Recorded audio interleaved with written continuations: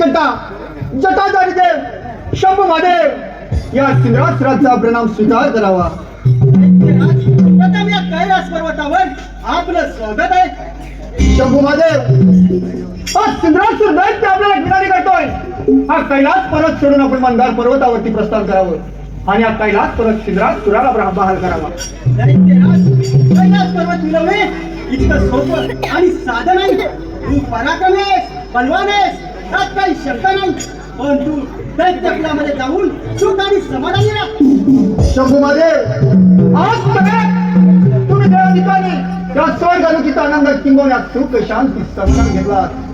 त्याचप्रमाणे एक वेळ हा तुमचा कैलास पर्वत सिंधरासुराला द्यावा. दैत्यराज हा तुझा गण आहे. ज्या ईश्वराची तू भक्ती केलीस त्याच्याच वराचा तू दुरुपयोग करत आहेस. दैत्य जर सुख झाले तर त्याचा परिणाम काय होईल माहित आहे ना? आज शंभू